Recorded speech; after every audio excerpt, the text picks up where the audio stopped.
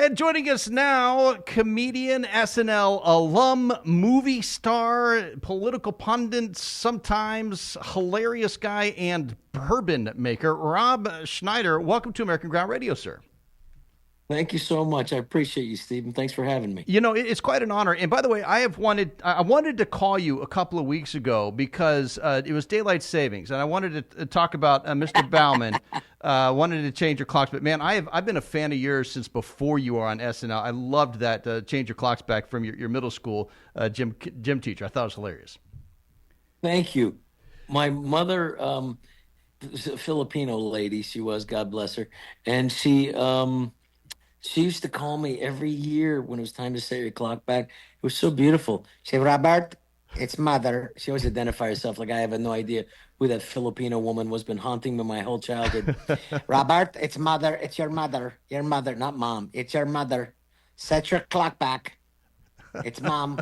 There's something that beautiful thing she would do that. It's a And beautiful. it's like, and I thought, like, who else would be call? Of course, it's my mother. Who else would be calling me to tell me to set my clock back? Like, Rob, is your eighth grade gym coach, Mr. Bauman. I know we haven't talked in a while, but set your clock back and don't forget to wear a cup. Look out for those grounders. And So the it was best just one line, of those. the best line. I've got a whole bunch of folks I got to call. I got a whole bunch of calls to make. That's so funny, so good stuff. Yeah. Yeah, thank you. All right. Speaking of good stuff, you are now involved in making a bourbon, Tears of the Left. One, great name. Two, how'd you get involved in that? Well, I will tell you that the whining and the tears and the complaints about from the liberals about President Trump and the Republicans, especially winning again.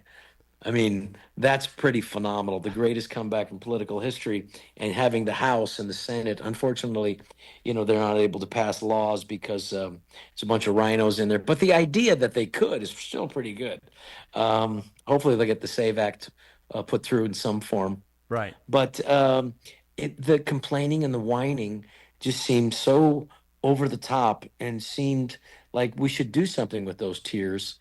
And why not put it in a beautiful Kentucky oak cask, and turn it into something you could drink and enjoy at the end of the evening after a long, hard day of watching the news. Yeah. and and then yeah, so it was fun. And then we sold out. So I mean, people really liked it. And then I was getting these texts, where is my Tears of the Left and I'm like, well, I don't know yet. I mean, let me we didn't make a lot of it. We didn't know it was going to be successful. So but it's been fun. It comes with a game, and the idea of is to make people laugh. We have to start laughing about stuff and enjoy. And why not just enjoy something with a cigar and in your den, and just and have a good laugh, and appreciate the how crazy the left has gone, and celebrate it with a little bit, with that big thick chunk of ice, Yeah. that one solid piece of ice, and then just put a little bit of bourbon, and just a little bit bourbon. It's not like Southern Comfort. It's not like tequila. It's not vodka. It's something you could savor and sip. And that's Exactly. that's the way it should be. Like this country, we need to savor it. So, Save it and savor it. Rob, in terms of having a good laugh with some of your colleagues, your fellow actors in Hollywood and all across the country, are you able to have those kind of conversations? What's that like? Now we are, because I think people have. I mean, if you're a rational, normal person, I think you could realize that we have two political parties, not just one, and that we should be able to choose between the two that we're allowed. I used to say this in my stand-up act. We're not China. China only has one party. They tell you who to vote for. Not in America. In America, we have freedom. We get two parties. Can we at least occasionally vote for the second one? Is that possible? Is that make me a jerk? No, there and I think you had an anti-American, crazy, goofy, destructive Democrat Party that I mean, unless you were asleep at the wheel, unless you didn't want to see, you'd see something that seemed anti, whether it was this the guy who's in charge of health is really a guy in drag, in America. And then you see the border opened with 10 million people. That's what the government admits. So who knows how many more came in over than that? Right. I mean, and then you saw um, you know, I can't believe that we have boys still in girls sports. You see the, you know, a society, if we want to continue to have the greatest technological advanced society, if we want to have the most creative, if we want to have the freest, then you're going to have basic logic and facts and be rational about things and not hire people based on their diversity and ethnicity and inclusion. The idea about America was multiculturalism is the division of America.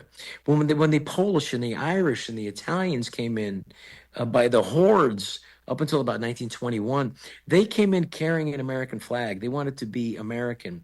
They Yes. weren't like, they weren't going to just come in and waving the Italian flag. We wouldn't have let them in. That's So it's the right. same Right. thing now. We need to come together as one country. We don't need to have two anthems at the Super Bowl.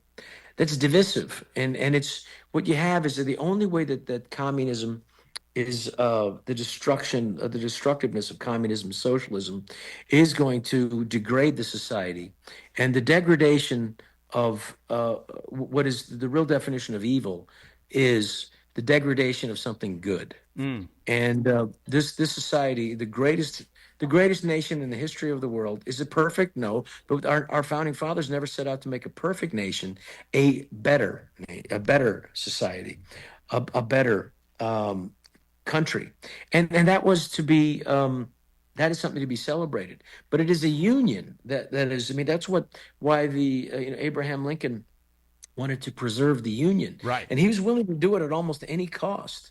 But you have to understand that when President Lincoln, was inaugurated, I mean, literally, Buchanan left.